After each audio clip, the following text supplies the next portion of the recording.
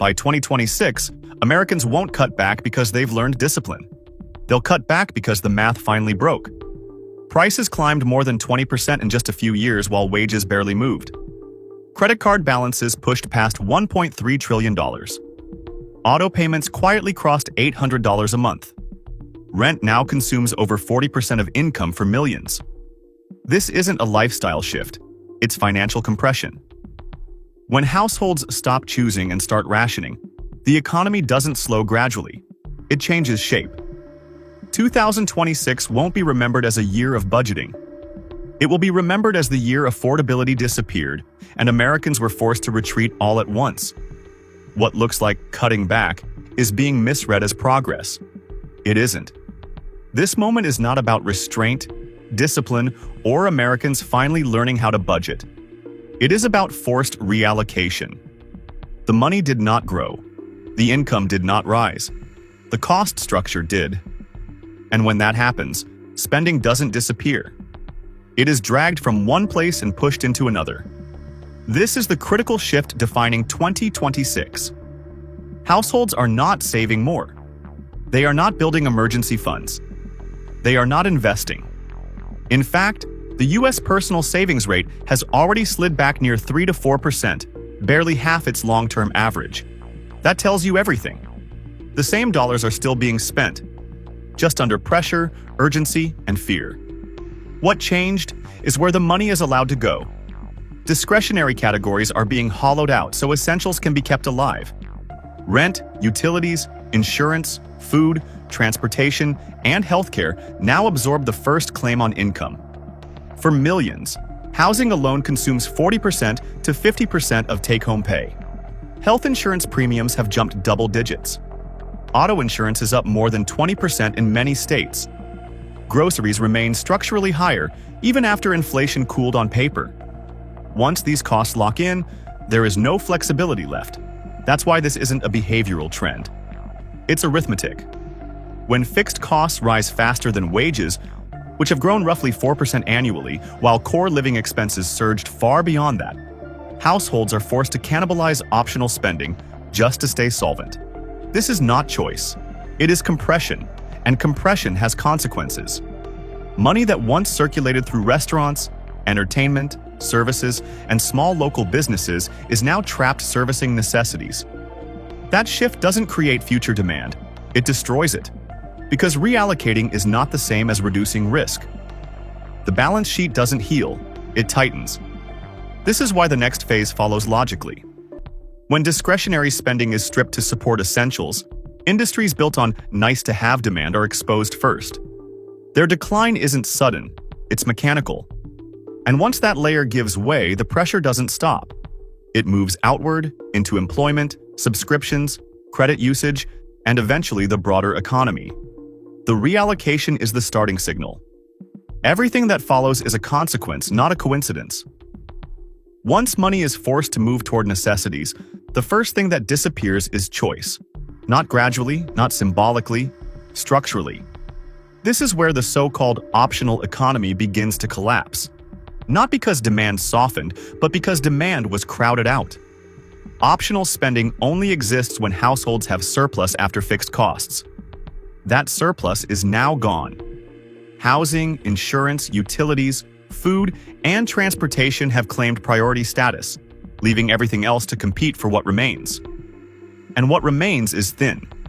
Median household income sits near $75,000, yet baseline living costs in many regions now exceed $6,000 a month. That math leaves no room for experimentation, indulgence, or habit-driven spending. The result is not moderation, it is abandonment. This is why optional categories don't decline evenly. They fall off cliffs.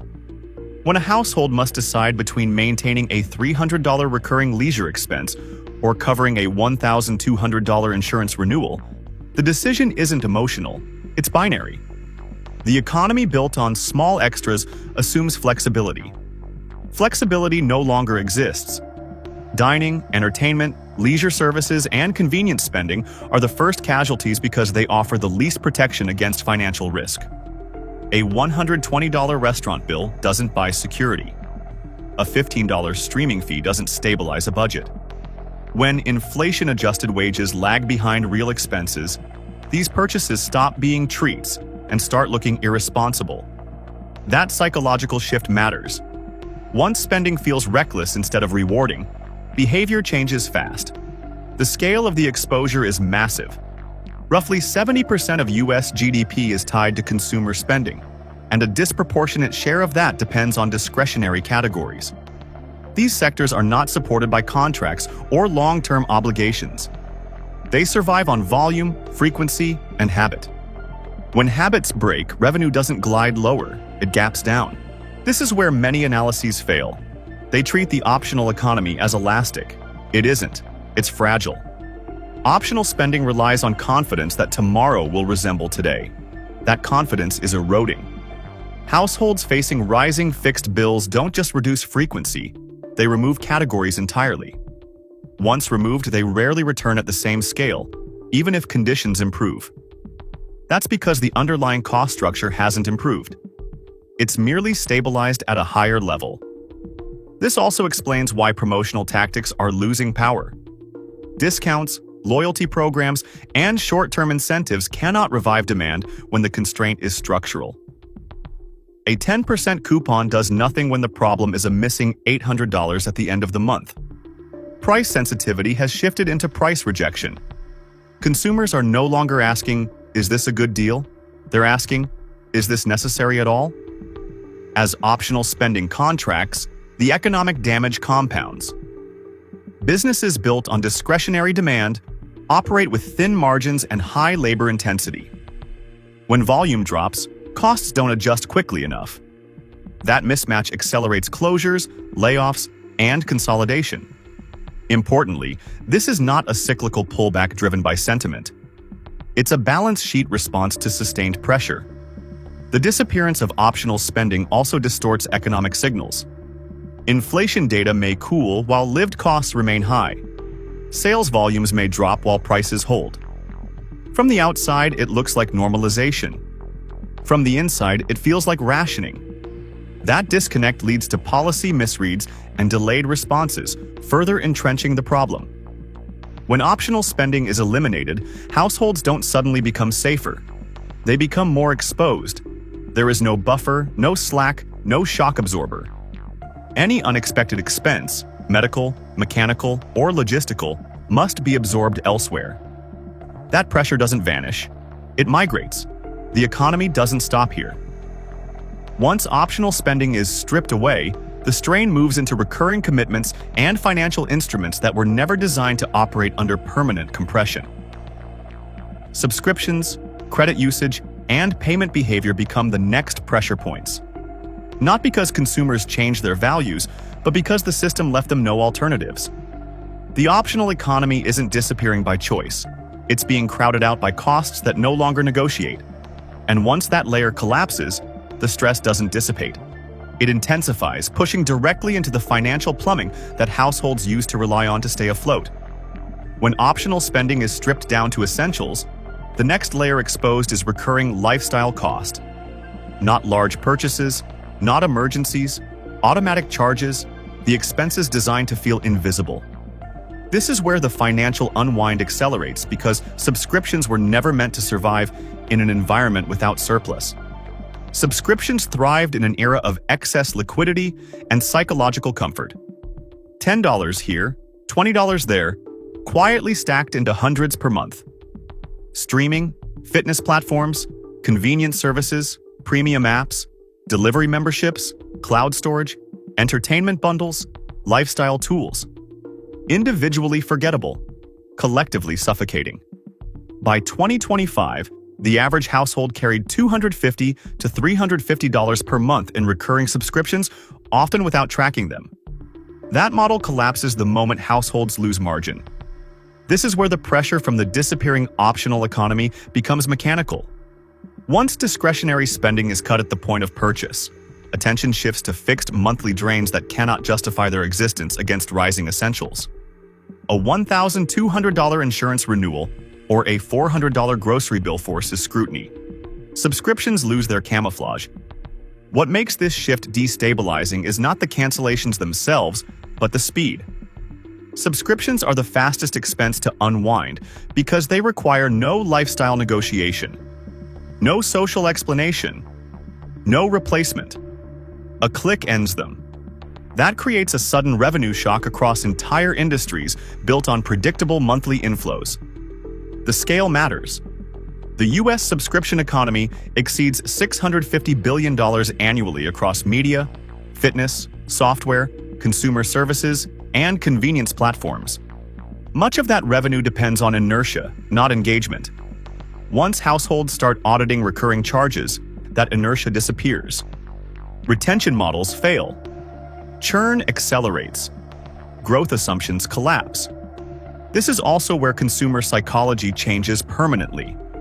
Subscriptions were sold as value optimization. Pay less for more access. Under financial compression, they are reclassified as liabilities. Households stop asking which services they enjoy and start asking which ones they can justify. That distinction is lethal. Enjoyment does not survive contact with budget math. Streaming services illustrate the pressure clearly. With platforms now fragmented across multiple providers, households are forced into explicit choices. One service becomes the anchor. Everything else becomes optional again, and optional is no longer tolerated. As monthly entertainment stacks push past $70 to $100, cancellations follow. This is not a content issue. It's a cost hierarchy issue. Fitness and lifestyle subscriptions face a similar reckoning. When housing and insurance absorb priority income, convenience is downgraded. Paid optimization gives way to free alternatives. Paid access is replaced by self-management. That shift doesn't reverse easily because it retrains behavior. Once people adapt to operating without monthly extras, the perceived value never fully returns. This collapse also exposes a structural weakness. Subscriptions convert flexible spending into fixed obligations. In stable conditions, that feels efficient. Under stress, it becomes dangerous. Fixed costs reduce adaptability. As households unwind subscriptions, they are not freeing money for discretionary pleasure. They are redirecting cash toward volatility insurance, food, fuel, utilities, healthcare. Again, the balance sheet tightens rather than heals. The downstream impact compounds quickly. Businesses dependent on recurring micropayments lose predictability. Marketing costs rise as retention falls. Promotions intensify but fail to reverse churn. Because the constraint isn't awareness, it's capacity. No amount of bundling fixes an income shortfall. This is why the subscription collapse isn't isolated. It is the transmission mechanism between lifestyle contraction and financial stress. Once recurring charges are eliminated, households confront a harsher reality. There is nothing left to cut without touching credit or core assets. The buffer is gone. When subscriptions unwind and lifestyle automation disappears, households lose convenience, but they also lose flexibility. With no discretionary slack and no recurring fat to trim, financial pressure moves into the system that once absorbed shocks quietly. Credit stops being optional, it becomes the last bridge. And that bridge is already under strain. The unwind doesn't end here, it deepens. Because once the automatic charges are gone, the economy discovers how thin the margin really was all along. Once subscriptions are stripped away, the illusion of flexibility vanishes. What remains is exposure.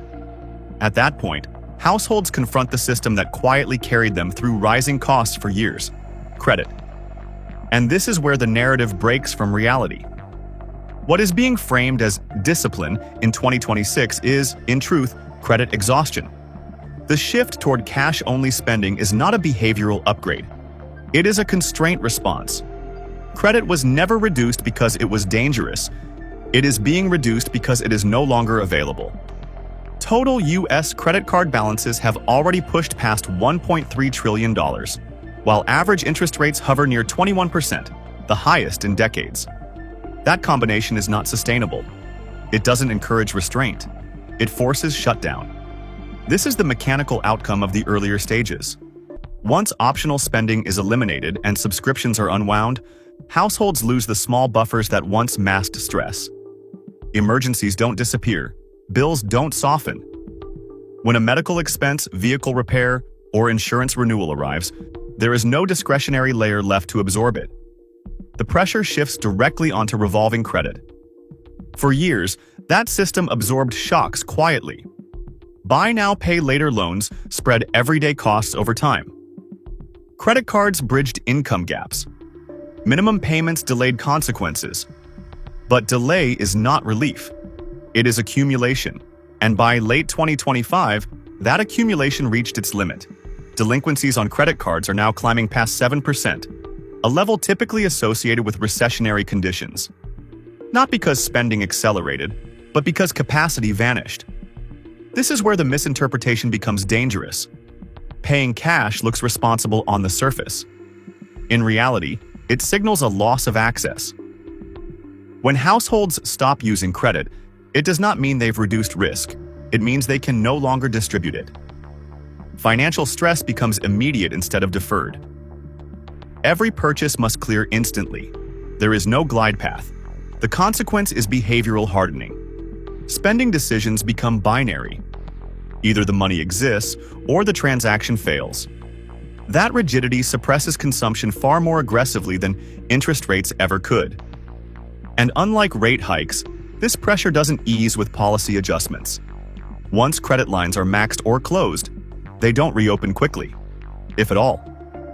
This is why 2026 looks different from prior slowdowns. In previous cycles, credit expanded to stabilize demand. This time, it contracts simultaneously across income brackets. Lenders tighten standards. Limits shrink. Promotional offers disappear. Buy now, pay later usage stalls as defaults rise. The entire consumer credit channel stops functioning as a shock absorber. The downstream effects compound fast. Retailers dependent on financing see conversion rates collapse. Service providers lose customers not because of dissatisfaction, but because payment options evaporate. Even households with stable income behave defensively, conserving cash because they know there is no backstop behind it. This stage also reveals a deeper fragility. Credit didn't inflate because consumers were reckless. It inflated because fixed costs outpaced wages for too long. Credit became the bridge between reality and necessity. Once that bridge collapses, the adjustment is brutal. There is no soft landing when leverage unwinds at the household level. Importantly, this is not a reset. Balances don't disappear when spending stops.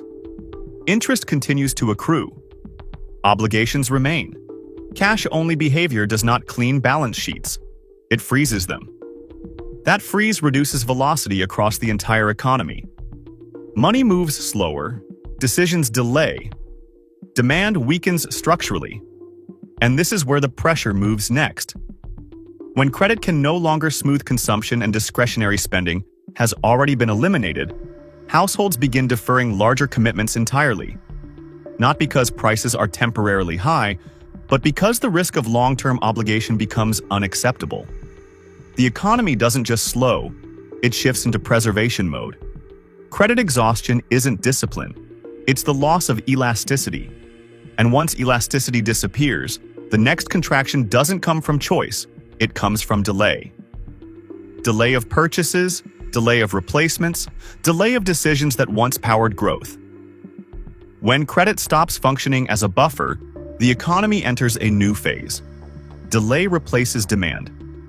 This is the moment where financial stress no longer expresses itself through smaller choices, but through postponed life decisions. Not reduced purchases, deferred ones. And that distinction changes everything. Big-ticket goods survive on confidence, not just affordability. A household doesn't commit to a multi-year obligation unless it believes tomorrow will be more stable than today. That belief is now gone. With credit exhausted and discretionary layers already stripped away, Americans are no longer asking whether they can afford major purchases this month. They are asking whether committing at all is rational. Nowhere is this more visible than transportation. The average new vehicle price has climbed past $48,000. while average monthly payments hover between $750 and $900 at interest rates near 7%. Add insurance, fuel, and maintenance, and transportation alone can quietly exceed $1,100 per month. That is no longer a purchase decision. It is a budget takeover. Under permanent financial compression, households respond the only way they can, by stretching replacement cycles indefinitely. This is not a temporary pullback. It is a structural extension of asset life. Vehicles, appliances, electronics, and home systems are kept well beyond optimal replacement windows. Not because people want to, but because failure feels safer than obligation. Repair becomes the default. Maintenance replaces upgrading. The logic is defensive. Delay preserves flexibility, while commitment removes it. This shift ripples far beyond auto sales. Durable goods anchor entire supply chains: manufacturing, logistics, retail, financing, servicing. When replacement demand weakens, volume doesn't slow gradually. It stalls. Factories idle. Inventories pile up. Incentives rise, but they fail to revive demand because the issue is no longer price alone. It is risk perception. The math reinforces the behavior. Even a modest, durable purchase now competes with rising fixed costs that cannot be delayed. Insurance premiums, property taxes, utilities, and healthcare continue to reset higher. When households see these obligations as non-negotiable, any long-term installment looks dangerous. Delay becomes a form of self-insurance. This also explains why stimulus-style incentives lose effectiveness at this stage. Lower monthly payments do not restore confidence when income volatility feels permanent. A reduced rate still implies commitment. Commitment under uncertainty is avoided. That's why replacement demand doesn't rebound once prices stabilize. It waits for certainty that never arrives. The economic consequence is subtle but severe. Deferred demand does not vanish, but it becomes dormant. Unlike discretionary spending, it does not cycle back quickly. The longer purchases are postponed, the more behavior adjusts around absence. People reorganize routines, accept inefficiencies, and normalize delay. Once normalized, replacement thresholds reset higher. This dynamic feeds directly into labor and pricing pressure. As durable goods demand weakens, employers tied to production, sales, and servicing face margin compression. Hiring slows. Wage growth stalls. That, in turn, reinforces household caution. The loop tightens. Delay creates weaker income growth, which justifies more delay. Crucially, this is not pessimism, it is rational adaptation. In a system where credit no longer absorbs shocks and fixed costs dominate income, the safest financial posture is to avoid irreversible decisions. Households aren't betting on recovery. They are hedging against instability. This is why 2026 marks a shift, not a dip. The economy transitions from expansion to preservation. Replacement cycles stretch. Ownership becomes burdensome. Commitment is postponed wherever possible. Growth metrics may soften slowly, but the underlying behavior changes fast. And this leads to the final stage. When discretionary spending is gone, subscriptions are unwound, credit is exhausted, and major purchases are deferred. The economy no longer responds to incentives the way it once did. Consumption doesn't rebound on hope. It waits for relief that doesn't come. What remains is a system defined not by spending choices, but by survival logic. And that is where the broader economic structure itself begins to change. Once delay becomes the dominant behavior, the economy crosses a line. This is no longer a cycle of restraint, followed by recovery. It becomes a new operating state. Cutting back stops being a reaction and starts functioning as the system itself. At this stage, demand is no longer suppressed temporarily. It is structurally reduced. Households are not waiting for confidence to return. They are reorganizing life around absence. Spending decisions are filtered through permanence. If an expense cannot justify itself under long-term pressure, it is excluded indefinitely. That rewrites the demand curve. The numbers make this unavoidable. With consumer spending accounting for roughly 70% of US GDP, even a sustained 5 to 7% pullback in discretionary and durable categories translates into hundreds of billions of dollars removed from economic circulation. That loss does not redistribute cleanly. It cascades. Revenue gaps appear faster than costs can adjust. Businesses built for volume discover that efficiency no longer saves them. Margins compress as fixed expenses collide with shrinking throughput. Price increases fail because customers have already reprioritized. Promotions fail because cash buffers no longer exist. This is why closures accelerate not at the peak of inflation, but after behavior hardens. Employment absorbs the shock next. When demand weakens structurally, hiring freezes replace growth plans. Payrolls are trimmed not to expand margins, but to survive them. Wage growth stalls. Hours are cut. Variable labor becomes the release valve. That feeds back into household income, reinforcing the very behavior that caused the slowdown. The loop closes. This is the critical distinction between slowdown and transformation. In a traditional downturn, spending pauses while balance sheets heal. In this environment, balance sheets never heal. Savings rates remain compressed. Debt balances remain elevated. Fixed costs remain high. Without relief, consumption cannot rebound meaningfully. The economy learns to function smaller. Policy signals misfire in this phase. Rate cuts don't restore confidence when households aren't constrained by borrowing costs, but by exposure. Stimulus checks don't restart demand when cash is immediately absorbed by necessities. Inflation may cool statistically while affordability worsens practically. The gap between macro indicators and lived reality widens. What replaces growth is optimization under scarcity. Households normalize fewer purchases, longer replacement cycles, and simplified lifestyles not as a choice, but as protection. Businesses pivot toward extraction, fees, add-ons, penalties, because volume no longer delivers returns. That extraction accelerates distrust, further suppressing participation. The economy becomes transactional, defensive, and brittle. This is also where inequality sharpens. Higher-income households maintain optionality longer, while middle and lower tiers lose it entirely. Demand becomes segmented. Products and services increasingly target those still able to spend, abandoning scale. That reduces accessibility, pushing more consumers out of participation. A smaller economy becomes more exclusive, not more efficient. The most dangerous outcome emerges quietly. Velocity collapse. Money moves slower. Decisions delay, inventory sits, capital hesitates. Even when dollars exist, they do not circulate. Velocity falling is not visible in headlines, but it suffocates growth more effectively than any rate hike. An economy can survive inflation. It cannot thrive without movement. By this point, cutting back is no longer discussed. It is assumed. The language shifts.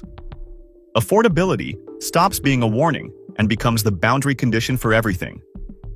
Products are judged not by quality or desire, but by survivability. Spending becomes reactive. Planning horizons shrink. This is why 2026 matters. Not because it introduces hardship, but because it normalizes retreat. What began as reallocation hardened into abandonment, then delay, and finally redefinition. The economy adapts downward. Expectations reset lower. Growth becomes conditional rather than assumed. There is no sudden collapse here. That's the trap. The danger is stability at a reduced level of participation. Once an economy trains itself to live smaller, restarting expansion requires more than optimism. It requires relief where pressure is permanent. And without that relief, cutting back doesn't end. It spreads. It deepens. And eventually, it becomes the only economy left standing.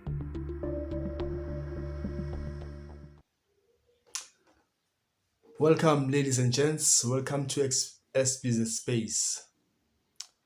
I love you and I welcome you, and I also grateful to see you to this channel. Without wasting any time, today we'll be exposing, or rather dissecting, America in 2026. As you know that America is falling, as you know that America is dwindling, and I'm very sad that the mainstream media is not covering these things. I know that propaganda is flying heads and tails, um, where it matters most, whether it's SABC News, um, and ENCA or BBC, or mainstream media is not covering these things. But ladies and gents, we have, I think, 11 points to cover. We have 11 points to cover to this video. I know that you have watched the video that I've posted earlier. I will be covering that. First point is food pricing. Food pricing is high in America in a way that is not affordable for everyone. It's said, I'm not bashing anyone on this one, and also I'm not making myself superior to anything or to anyone. But food pricing are very high. I've once seen in another video, they said that peanut butter and jelly, meaning that peanut butter and jam, cost $18. When you cover that in South African rands, you times 16 rands times 18, roughly 300 and something rands, just peanut butter and jam. It's very high, ladies and gents. And I'm very sad. As a person, we must never crave, or rather get starved purposely. Can't afford food. What about children? What about the elderly? I mean, in 2026, things would be they're supposed to be much more affordable. Things are supposed to be much more,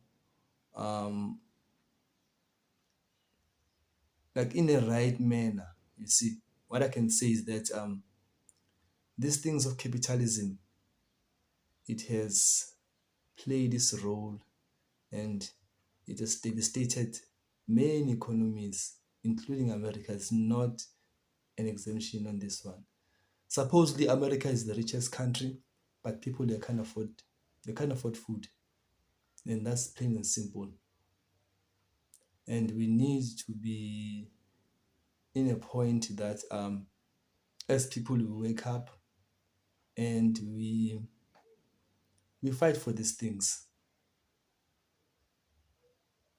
As we continue to be silent as people, even in South Africa, we have problems about rising cost of food. We have that problem because the manipulation of rand. That's how deep it is. This capitalism hand, it even reaches to us here in South Africa, even across other main countries. Africa is a center of playground for capitalism. That's what I know. So, ladies and gents, this video, this purpose is for helping people to wake up, to help people to understand that what is happening around the world is not God-given, or maybe something that is natural. No, these things are run through manipulation, through lies, through propaganda. Not to waste more time, I want us to catch another point. Subscriptions are cancelled in one click. As we know that there are, I don't want to call their names, but we have TV subscriptions that they take out a lot of money in American pockets. So now people that's facing survival, they need to cancel. They don't have a luxury anymore to watch movies or series whenever they like. Sometimes they even cut to one subscription at a time. Because as we know that many subscription platforms, they come from America. And those are the biggest one in terms of feeding the capitalists' pockets. I don't want to touch anything upon more or less about subscriptions. Fast food restaurants now becoming a luxury. Ladies and gents, it is very sad to see that once as people we manage to go dine and eat as friends or as families or as couples in a restaurant. But now we are facing yourself that you can't even afford now to go and dine, whether as a couple or as individual or as a family. It's very sad. And these things have been caused by the dollarization. Because remember, the dollar is being substituted now. It's no longer a reserved currency for the whole world. And it's said that many people are being caught up in this game that is being played. And we are not, I can say in this game that is played, we are not the people who are meant to win or the main players. You are just footnotes. And that is very sad. And we are being compromised in many ways than we can think of. I will say again, capitalism is part of it. Businesses are closing. Small restaurant businesses are closing in America in real time. And that feeds the collapse of America in real time. I'm not happy about it. Not to say I'm supporting America, but one thing for sure is that suffering of another human being is not something that would make me happy. Especially as we have Black Americans there. They also suffer there, not as much as white people are because of the illusion they live under, white people. But I know that Black Americans are chilled. They know what is happening. They're not surprised. However, white people are feeling the pinch now. No longer having this privilege to do whatever you want in whatever time that you have. Right now, it's survival of the fittest at this point. So, just to pause a bit and remind you, ladies and gents, that please and subscribe and like this video, and so that I can be able to bring more. Because helping you brothers and sisters to lighten up, to wake up, and share this video also to your friends so that they may be able to know what is happening in America. We are, as YouTubers, trying our best to open your eyes and to scrape away the propaganda that has been that is before you. Another point is that credit card debt is rising, and people right now, they are living with credit debt in a way that you can't even imagine. They're living in credit debt that you can't even imagine now. It's rising. I think it's at $1 trillion now, $1 trillion of credit debt in America. So people now, instead of using credit debt to maybe to balance of other things that are in short during the month. Now credit card is being used to pay for for fixed items like rent, food, and clothing. So now, in that time, as the America is collapsing, those corporations are making more money in terms of the interest that has been taken, billions of rands, I mean billions of dollars that has been taken out of people's pockets, not willfully, but um, deceitfully. Ladies and gents, it's not easy. It's not easy to live in America. I know that there are people who wants to go to America. They say it's an American dream, and there's lots of propaganda that is around America right now that we need to stop, that we need to outthink. Remember, when the empire is falling, it is where it kicks the most. So we need to we need to open our eyes. There are so many YouTubers who are exposing or rather talking about America as it is right now, as we know that their president is not even in a good state of mind. He's doing things irresponsibly. Another point is salary stagnations. I know that in South Africa, especially merchandisers, people who are in retail, their salaries. I'm not saying that other people who works maybe in other corporate industries, their salaries are booming. No, but mainly I will focus in retail. Retail salaries are stagnant, and in a way that inflation is on your neck every time, not by chance, not by nature, but by design. So when you receive your salary as a merchandiser or a retail worker, you are happy for just a minute because you know that in the next minute, when the debit order hits, you must make sure and pray that you have money to go to work. Because right now you are not working for yourself, but you're working to go to work. So that's slavery in another form. So how can you survive if you have salary that is stagnant?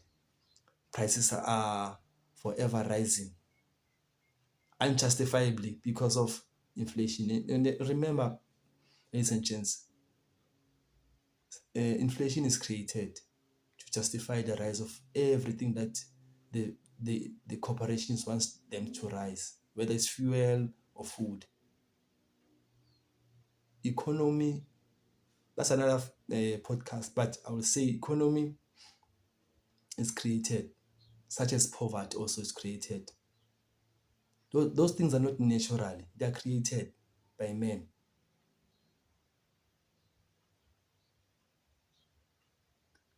As you know that America, the country is collapsing at real time. That's why there are so many uh, things happening, just like Venezuela. They invaded Venezuela to make sure that oil is going to support those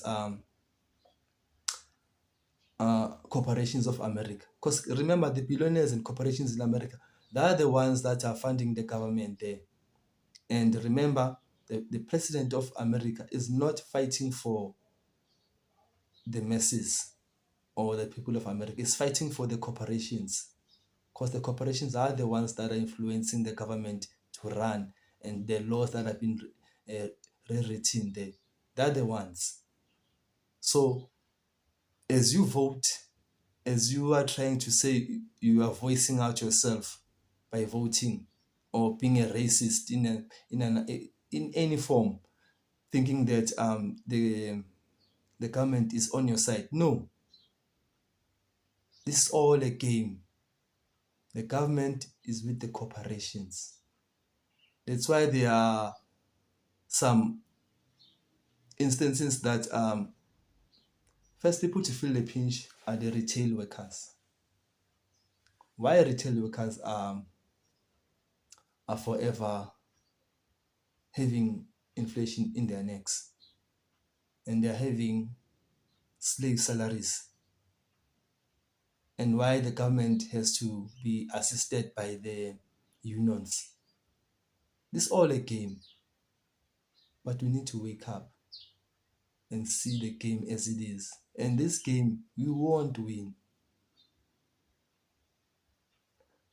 Another point is that, as you know, that inflation is too high, it is created solely purposely to instruct more money in our pockets and to the corporations.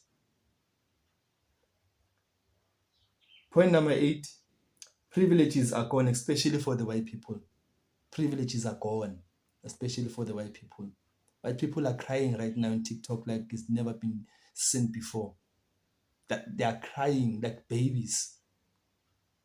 Now they turn to toddlers now. They're crying simply because those life is too hard. People are working 2 or 3 jobs. They can't afford rent. They can't afford food. Privileges are gone. As you know that even the American president has received some so-called gifts in a YouTube video. Somewhere I'll do some work on that. For me, it's not less than a so-called bribery. It's close to that for the tariffs to go down.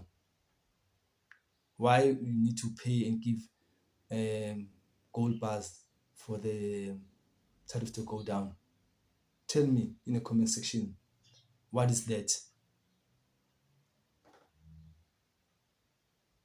Small businesses are closing, and they're closing very fast because of the pinch that the country has done. Because remember, they have military bases in many countries they are colonies. They have many military bases there, and they're supplying Israel with funds. They're supporting the Ukraine war. Now they're trying to support the Greenland thing. Remember, those things have been paid by your money as an American, your tax money as an American. These things that don't come just out of thin air. And by the way, the America is printing money for itself. By that, it's making the dollarization very quickly. Remember, inflation, or I can say the debt that they owe to the IMF, I don't even think that they will pay it. But now I think it's risen to $43 trillion. So think about it. Unemployment is rising there. Brothers and sisters, is rising. And we don't know when it's going to stop, but it's rising. So the last one, brothers and sisters, the last one is the high rent payments. So now, as the rent is going high, people are going homeless also, remember. And it's very sad for people to go without a place to sleep. And this thing is hitting I think people who are aged between 55 to 60 to 70. Those are the hard hittest. Now they are living in caravans, tents. Policing are chasing them away. Now they are trying to make homeless illegally. High stress. People are trying to commit suicide So, ladies and gents, it's not nice living in America in 2026.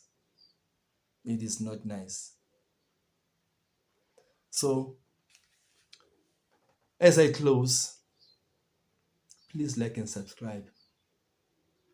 And don't forget to share this video.